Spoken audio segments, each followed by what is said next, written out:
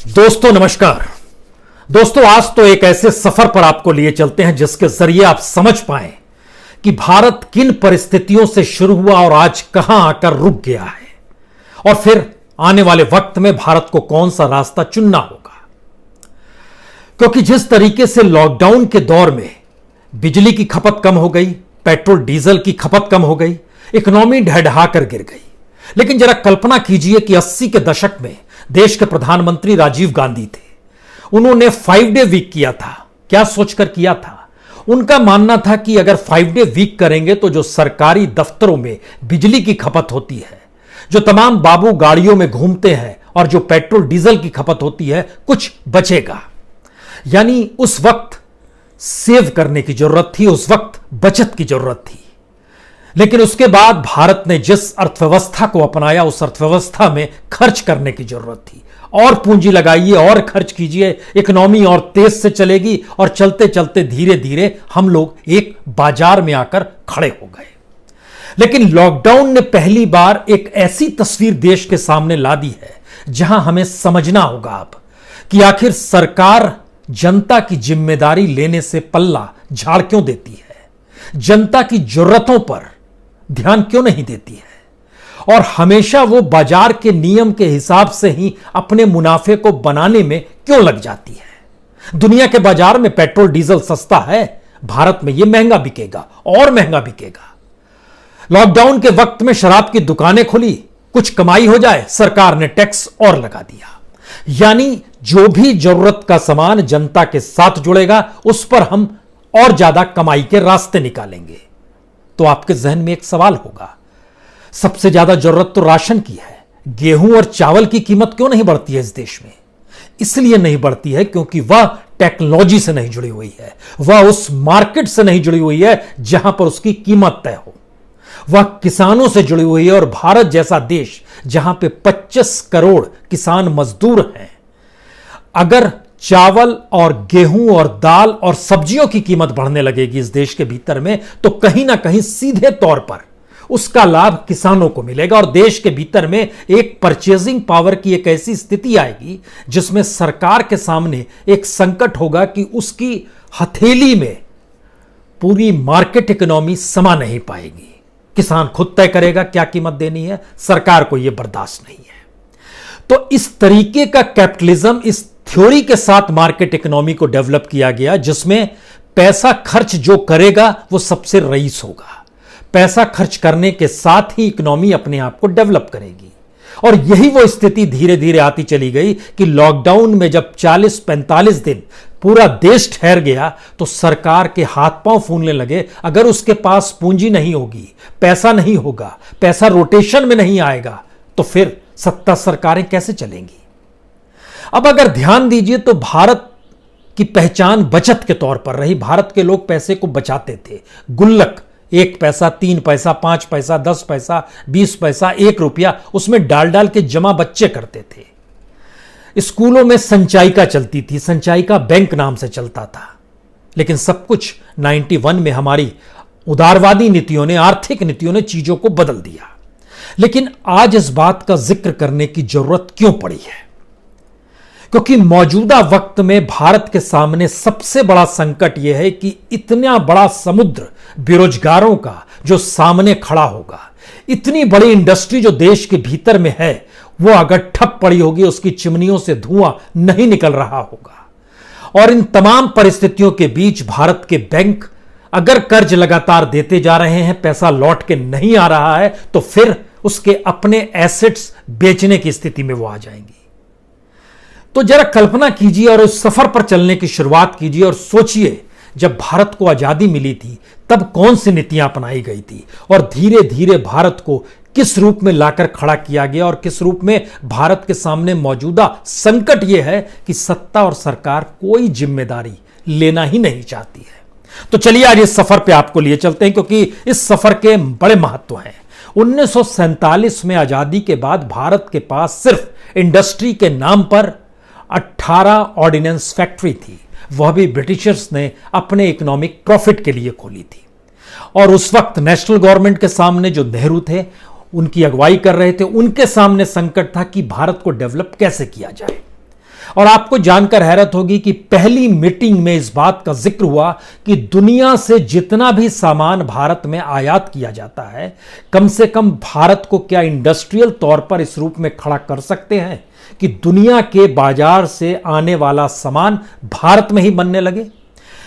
1948 में पहली industrial policy resolution जो पास किया गया, उसके बेसिक मंत्र यही था कि इंपोर्ट सब्स्टिट्यूशन इंडस्ट्रियलाइजेशन, यानी आयात किए जाने वाले उत्पाद और माल के विकल्प के तौर पर भारत अपने आप को खड़ा करे और अपने तरीके से लेकर आए। और 1950 में इसीलिए प्लानिंग कमीशन बना, और प्लानिंग कमीशन के साथ साथ इस बात का जिक्र किया गया, जो 5 ईयर प्लान बना रहा था, उसने जब पहला 5 ईयर प्लान 1956 से 60 तक के लिए बनाया तो उसमें एक बेसिक चीज थी, नेशनल इंडस्ट्रियलाइजेशन का जिक्र उसमें था। उसी नेशनल इंडस्ट्रियलाइजेशन से ही, जो इंडस्ट्रियलाइजेशन था उसी से निकल कर आया था कि प्राइवेट सेक्टर की यूनिट्स होनी चाहिए। और उस वक्त के जो आईसीएस थे, उस वक्त के आईसीएस बड़े प्रसिद्ध थे, जिन्हें father of public sector undertaking माना जाता है, वी कृष्णमूर्ति। आईसीएस यानी उस समय, अभी मौजूदा वक्त में आईएएस होता है, उस समय आईसीएस हुआ करता था, जो कि इंडियन सिविल सर्वेंट के तौर पर जिनकी पहचान थी। इनको डैन ऑफ इंडियन मैनेजमेंट माना जाता था, कृष्णमूर्ति साहब को। इन्होंने एक रचना की कि भारत अपने तौर पर इंडस्ट्रियलाइजेशन कैसे करेगा। और आपको जानकर हैरत होगी, आज जिस सफर पे हम आपको ले जाना चाह रहे हैं कि 1950 से लेकर या 1948 से ही भारत में जिस तरीके से इंडस्ट्रियलाइजेशन शुरू हुआ, उसमें ब्रेक आकर लगी थी 91 में पहली बार। और 91 के बाद से जो ब्रेक लगी, उसमें कुछ यूनिट्स हर सरकार ने खड़ी की, लेकिन ब्रेक का मतलब यह था कि वो मार्केट के अनुकूल जब चीजें हो गई तो उसमें डिसइन्वेस्टमेंट शब्द आ गया। डिसइन्वेस्टमेंट का था कि किस तरीके से घाटे की कंपनियों को प्राइवेट सेक्टर को दे देना है। 91 के इस प्रोसेस को जब हम मौजूदा वक्त में देखते हैं तो अब घाटे का मसला नहीं है, अब है कि हमें किसी भी रूप में पैसा चाहिए। और पैसा चाहने के लिए हम जो प्रॉफिट की कंपनी है उसको भी हम प्राइवेट सेक्टर को बेच देते हैं और उसके एसेट को कौड़ियों के मोल में एक लिहाज से ट्रांसफर कर दे रहे हैं। मौजूदा वक्त में सरकारों ने हर जिम्मेदारी से कैसे पल्ला झाड़ा है, आज उसका इतिहास हम आपके सामने रखना चाहते हैं। क्योंकि जब हम आपको बतलाएंगे कि कितना डिसइन्वेस्टमेंट किस रूप में किया गया और जो देश की संपत्ति, खनिज संपदा, यहां के खून पसीने की कमाई से जो पब्लिक सेक्टर खड़ा हुआ, उसको कौड़ियों के मोल डिसइन्वेस्टमेंट के नाम पर, और सरकार ने कहा कि इकोनॉमी चाहिए, मजबूत करनी है, यही तरीका है, क्योंकि पब्लिक सेक्टर बर्बाद हो रहे हैं, और उसको किस रूप में ट्रांसफर किया जाने लगा, जो अभी भी जारी है। लॉकडाउन के बाद स्थिति में आप क्या करेंगे? प्राइवेट सेक्टर को सब दे देंगे, प्राइवेट सेक्टर की स्थिति बच नहीं पा रही है कि वो खरीदेगी, तब आप क्या करेंगे? आपको अपनी जिम्मेदारी लेनी होगी। मौजूदा वक्त की सरकार को समझना होगा कि पब्लिक सेक्टर को कैसे मजबूत किया जाए, उस पब्लिक सेक्टर में होने वाले प्रोडक्शन से आम लोगों को कैसे जोड़ा जाए, जो रोजगार भी होगा और लोगों के मनी पावर और उनके कैपेसिटी को, खरीदने की कैपेसिटी को भी बढ़ाएगा। इस सफर पर चलें। इसके समानांतर एक दूसरी चीज भी जान लीजिए। जब हम मौजूदा वक्त का आपसे जिक्र कर रहे हैं तो यह आपको जानना होगा कि मौजूदा वक्त में कितनी बड़ी तादाद में पब्लिक सेक्टर है और उस पब्लिक सेक्टर की कीमत क्या है देश के सामने में, और उसको जब सेल किया जाता है तो इसके मतलब मायने क्या होते हैं। इस मौजूदा वक्त में पब्लिक सेक्टर से सरकार को मिलता है, मोदी सरकार को मौजूदा वक्त में जो डिविडेंड एंड प्रॉफिट है वह तकरीबन 1,55,395 करोड़। सरकार कहती है कि इस पब्लिक सेक्टर पे हमको जो लगाना पड़ता है, मान लीजिए 2021 का ही डाटा लीजिएगा, तो उनका कहना है कि हमारा खर्च होगा लगभग 1,82,000 करोड़ रुपए। तो हमको माइनस में जा रहे हैं, ओवरऑल देख रहे हैं तो 26,605 करोड़ के घाटे में जा रहे हैं। अब सवाल है, कोई पब्लिक सेक्टर एक तो है नहीं, यहां तो बड़ी तादाद है, सैकड़ों पब्लिक सेक्टर की कंपनियां हैं और उसमें काम करने वाले जो परमानेंट मैनेजर्स हैं, एग्जीक्यूटिव्स हैं और अलग अलग तरीके से पदों को पाए हुए लोग हैं, उनकी तादाद 11,30,840 है। लेकिन हम लोग जो सेल कर रहे हैं कंपनियों को मौजूदा वक्त में, वह प्रॉफिट वालों को कर रहे हैं, क्योंकि घाटे का सौदा तो प्राइवेट सेक्टर भी नहीं चाहेगा। जो प्रॉफिट में हम उसी को सेल कर रहे हैं। हम कुछ नाम ले लेते हैं शुरुआत में, जिससे आपके सामने एक तस्वीर और साफ होगी कि जैसे एलआईसी में जनता का पैसा है, उसके भी स्टेक्स सरकार बेचने को तैयार है। आईडीबीआई बैंक, इसके भी स्टेक्स सरकार बेचने को तैयार है। भारत पेट्रोलियम, इसको भी सरकार प्राइवेट सेक्टर को बेचना चाहती है, जो कि प्रॉफिट दे रही है। शिपिंग कॉरपोरेशन ऑफ इंडिया, यह भी प्रॉफिट दे रही है। Conquer container corporation of India, यह भी प्रॉफिट। हम इसको सेल करना चाहते हैं। क्यों करना चाहते हैं? क्योंकि हम जिम्मेदारी से मुक्त होना चाहते हैं। हम किसी तरह की कोई जिम्मेदारी लेना नहीं चाहते हैं, तो हम प्राइवेट सेक्टर को उसको दे रहे हैं। क्या लॉकडाउन के बाद निकलने की स्थिति में प्राइवेट सेक्टर से निकलने वाला माल अगर बाजार में बिकने की स्थिति में और लोग खरीदने की स्थिति में नहीं होंगे, तो इन कंपनियों को कौन खरीदेगा? और खास तौर से भारत पेट्रोलियम तो अच्छा खासा मुनाफा दे रहा है, तो उसको आप जब बेचेंगे, और जब दुनिया के बाजार में तेल की कीमत क्या है यह हम आप जान रहे हैं, और किस तरीके से दिवालिया हो रही है कंपनियां जो ऑयल कॉरपोरेशन से जुड़ी हुई है, यह भी हर कोई जान रहा है। तो होगा क्या और हुआ क्या है? अब फिर लौट चलिए अतीत में, तब हम इस पे आएंगे कि मौजूदा वक्त का सरकार को जिम्मेदारी क्यों लेनी होगी। मौजूदा वक्त से हटकर जब आप इससे अतीत में चले जाएंगे, तो जिस बात का हम जिक्र कर रहे थे, 1956 से 60 के बीच में पहला प्लानिंग कमीशन की जो रिपोर्ट निकल कर आई, उसने कहा कि हमको एक बचत की संस्कृति को भी डेवलप करना है, और हमें इस देश में मिक्स्ड इकोनॉमी, एग्रीकल्चर के साथ इंडस्ट्रियलाइजेशन भी करना है, और उसमें हमको पीएसयू को बढ़ाना है। उसके जरिए इंप्लॉयमेंट बढ़ेगा, उसके जरिए इकोनॉमी बढ़ेगी, इनकम लोगों की बढ़ेगी। यही सोच रखी गई थी। और इसमें एक बदलाव यह आया था कि जो प्राइवेट सेक्टर को वही देंगे जो यूनिट सिक हो जाएगी, अन्यथा नहीं देंगे। मौजूदा वक्त में कैसे चीजें बदल गई, यह भी बतलाएंगे आपको। इंदिरा गांधी ने हालांकि नेशनलाइजेशन की तरफ कदम बढ़ाया था, कि उन्होंने जिम्मेदारी अपने माथे ली। जिस समय बैंकों का नेशनलाइजेशन हुआ था 1969 में, 14 बैंकों का नेशनलाइजेशन हुआ। उसके बाद 1980 में 6 बैंकों का नेशनलाइजेशन हुआ। अभी वह भी प्राइवेट सेक्टर की दिशा में स्थिति सरकार बढ़ा चुकी है। लेकिन बहरहाल, अब आप सोचिए कि जो पहली प्लानिंग कमीशन की रिपोर्ट आई, उसके बाद इस देश में 5 साल के भीतर में क्या क्या हो गया। कमोवेश हर क्षेत्र में इंडस्ट्री लग गई। आप सोचेंगे कौन सी इंडस्ट्री लग गई? पहले इंडस्ट्रियलाइजेशन को लेकर जो बैठक हुई, उसके तुरंत बाद कोलकाता में हेडक्वार्टर के साथ बिजली को लेकर दामोदर वैली कॉरपोरेशन बनाई गई।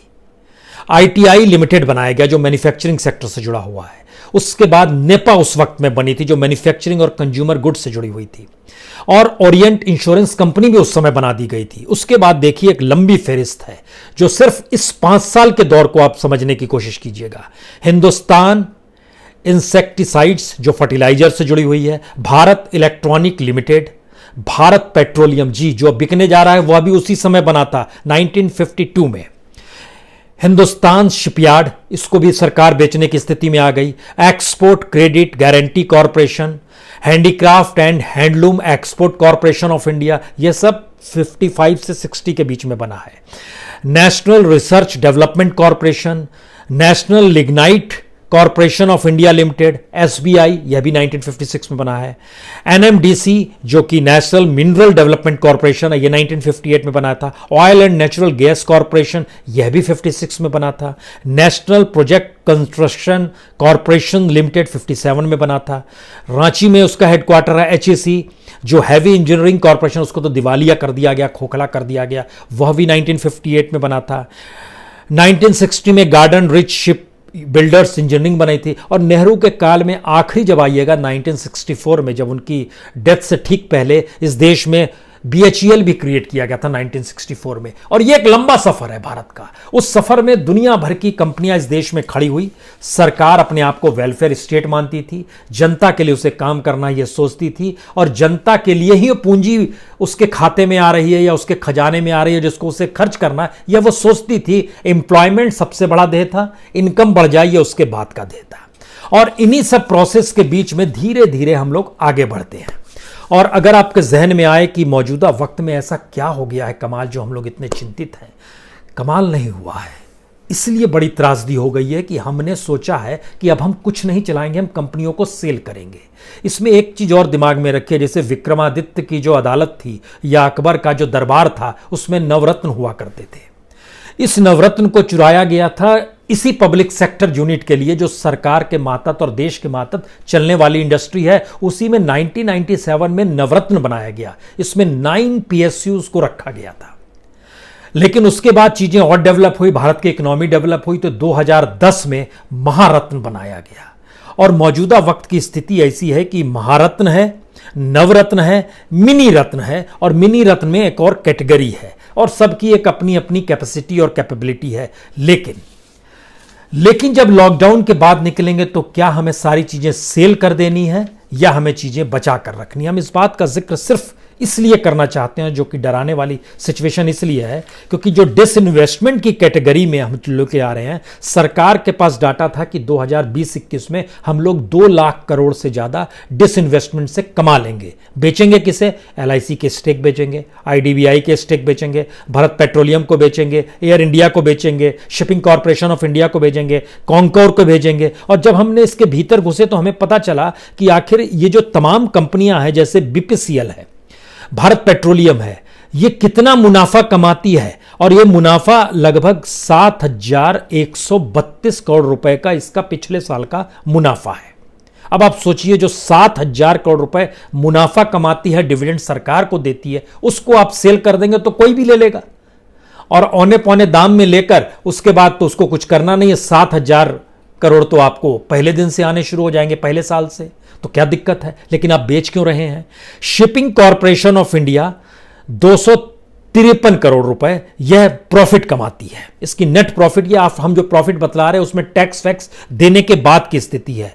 कॉन्कर जो है, कॉन्कर की सिचुएशन देखिए, उसकी स्थिति आज की तारीख में तकरीबन वो सरकार को जो है 520 करोड़ का डिविडेंड देती है, और उसकी कमाई जो लगातार है वो 1,215 करोड़ रुपए की, जो पिछले साल तक का था कमाई।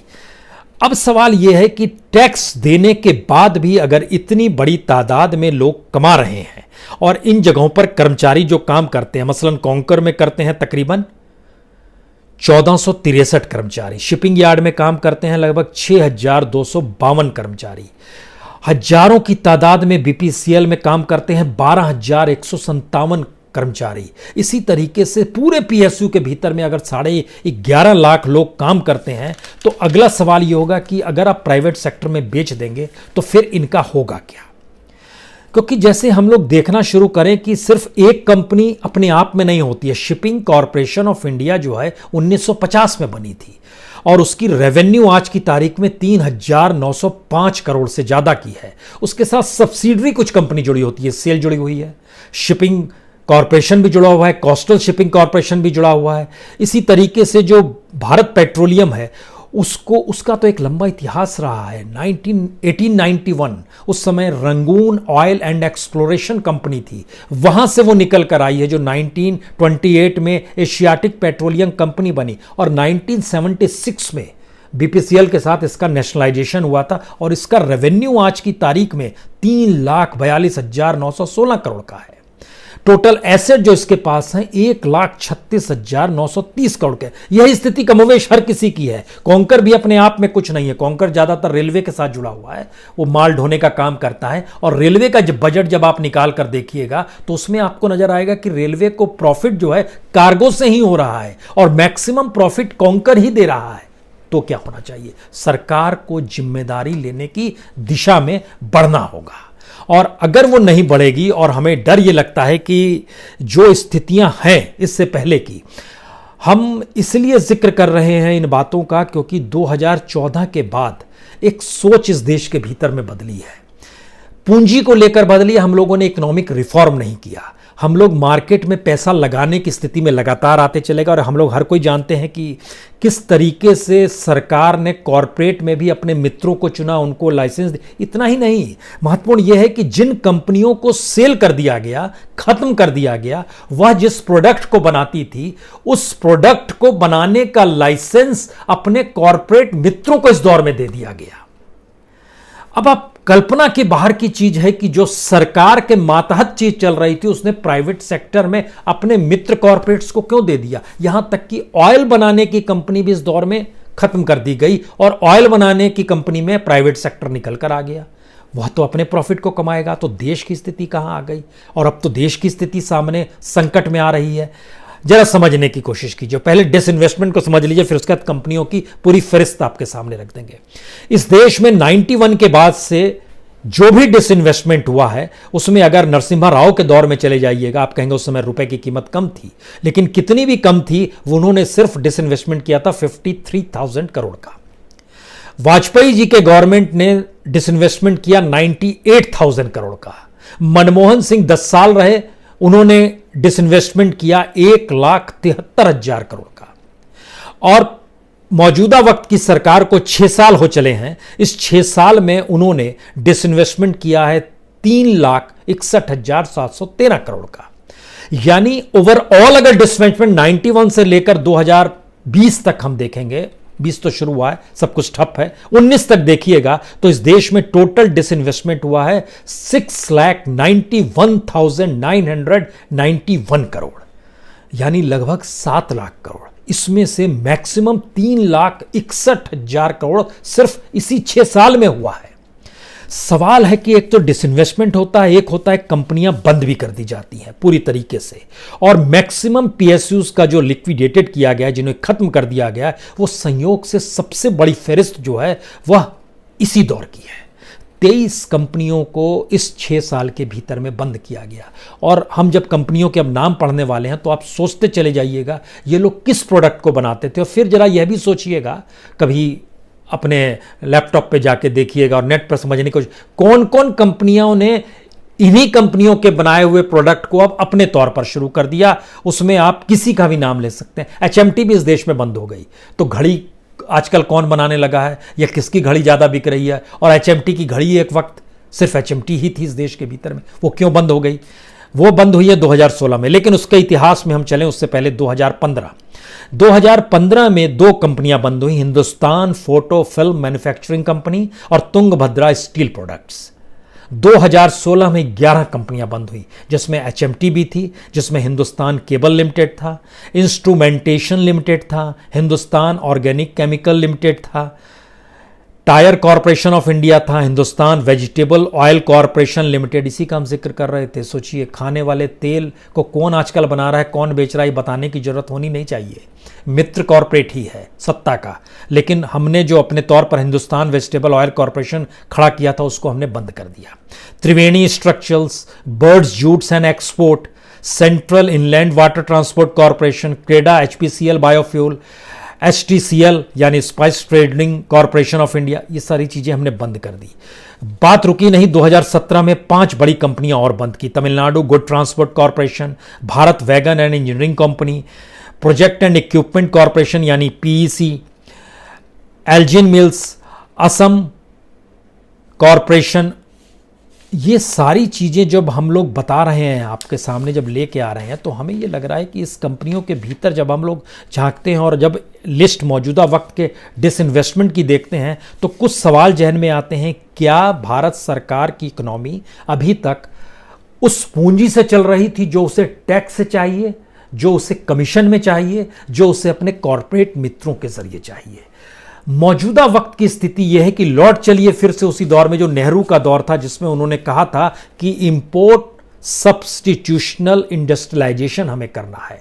तो मौजूदा वक्त में जो दुनिया के अलग अलग जगहों से भारत में माल आता है, जिसमें चाइना और अमेरिका का भी माल आता है, अलग अलग जगहों से दुनिया भर के, इन 2 देशों का नाम लेना जरूरी है क्योंकि हमारी इकोनॉमी इन दोनों देशों के बीच आकर अटक सी जाती है। हम अपने यहां प्रोडक्शन क्यों नहीं कर सकते हैं? एक बात। दूसरी बात, जो लंबी फेरिस्त है नवरत्न की, महारत्न की, मिनी रत्न की, उसमें जब हम झांक कर देखते हैं तो कमोवेश सारी कंपनियां ऐसी हैं अपने तौर पर जो कि इस देश से जुड़े हुए हर उस प्रोडक्ट को बनाने की स्थिति में आ सकती है जहां पर भारत अपने आप में प्रोडक्शन करे। इसको हमने जब रीड करना शुरू किया, या आप लोग भी जब रीड करेंगे, तो आपके सामने 3 सवाल आएंगे। भारत में लाइसेंसी राज अभी भी है, भारत में लाइसेंसी राज के ऊपर सत्ता का राज अभी भी है। भारत के भीतर किसी भी चीज को क्रिएट करने के लिए इतने कॉम्प्लिकेशंस हैं कि भारत सरकार ने दुनिया से पूंजी लगाने के लिए लोग आ जाएं, उनके लिए एक रास्ता साफ जरूर किया, लेकिन यह अभी भी सपने में उड़ने के समान है कि चाइना से जो कंपनियां भाग रही हैं वो भारत आ जाएगी। भारत की अपनी जटिलता इसकी इजाजत नहीं देती है। उसकी सबसे बड़ी वजह पॉलिटिकल सिचुएशंस है। उसकी सबसे बड़ी वजह पॉलिटिकल फिलॉसफी है। कल तक आरएसएस चीन का विरोध करता था, कल तक आरएसएस अपने स्वदेशी कल्चर की बात करता था, कल तक आरएसएस जिस सोच को वाजपेयी जी के दौर तक बात करते रहा, वो मोदी के दौर में आके चीजें उल्टी हो गई, क्योंकि मोदी कंफर्टेबली ज्यादा पावरफुल तरीके से आरएसएस को ही चलाने लगे, तो भीतर का स्थिति नाजुक हो गई। लेकिन आज की स्थिति यह है कि भारतीय मजदूर संघ जो आरएसएस का संगठन है, वह भी शोर मचा रहा है कि स्थिति संभालिए, नहीं तो आपके हाथ से चीज निकल जाएगी। इसका मतलब यह है कि लॉकडाउन के बाद भारत सरकार को जिम्मेदारी अपने पीएसयूज की ही ले ले। अगर जितनी भी क्षेत्र की कंपनियां हैं, तकरीबन 143 कंपनियां हैं, उन 143 कंपनियों का भार अगर भारत सरकार उठाने को तैयार हो जाए, और एमएसएमई तो अपनी जगह पर पैसा सरकार ने दिया है, वो छोटी छोटी कंपनियां चल रही है, लेकिन बड़े तौर पर अगर रोजगार देते हुए, इनकम बढ़ाते हुए और खुद अगर डेवलपमेंट करना शुरू कर दें, तो हमें नहीं लगता है कि भारत के सामने कोई मुश्किल है। लेकिन सवाल है कि अपना लोभ आपको कम करना होगा, लालच कम करनी होगी, और इस देश के बारे में पहले सोचना होगा, बनिस्बत की पैसा इस मार्फत आएगा, फिर किस रूप में, चुनाव के समय पैसा कौन देगा, और उसकी पॉलिटिकल फंडिंग क्या होगी, उस फंडिंग का चुनाव में कैसे लगाएंगे। सत्ता बनी रहनी चाहिए, क्योंकि इन सरकारों की फिलॉसफी एक ही है। सारी फिलॉसफी ठीक है, लेकिन तभी तक ठीक है जब सत्ता हमारे पास रहे, और सत्ता हमारे पास रहे इसके लिए कोई भी मंत्र चलेगा। और उस मंत्र का मतलब यह है कि हमारे हाथ में ताकत रहे तो हम ताकत के साथ उसको खरीदेंगे, ताकत के साथ अपने हिसाब से चलाएंगे। संकट यहीं से शुरू है, और जब तक वह चीजें नहीं टूटेंगी, सरकारें जिम्मेदारी नहीं लेंगी। इसीलिए देखिए, पेट्रोल की कीमत दुनिया भर में सस्ती, यहां पर महंगी हो गई। जो जरूरत की चीजें हैं वो महंगी कर दी जाएगी। हां, अनाज महंगा नहीं होगा, चावल गेहूं गेहूं का मिनिमम सपोर्ट प्राइस भी हम नहीं देंगे। जो इनपुट महंगा हो गया, बीज महंगा हो गया, फर्टिलाइजर महंगा हो गया, सिंचाई के लिए हमको पंपिंग करनी पड़ती है, उसमें जो डीजल लगता है वो महंगा हो गया, ट्रैक्टर महंगा हो गया, वो सस्ता नहीं होगा। इनपुट महंगा होते जा रहा है। किसान खुदकुशी चाहे कर ले इस देश के भीतर में, लेकिन सत्ता और सरकार हमारी रहनी चाहिए। ये मंत्र को तोड़िए, इस मंत्र को तोड़ना होगा। बहुत बहुत शुक्रिया, बहुत बहुत शुक्रिया।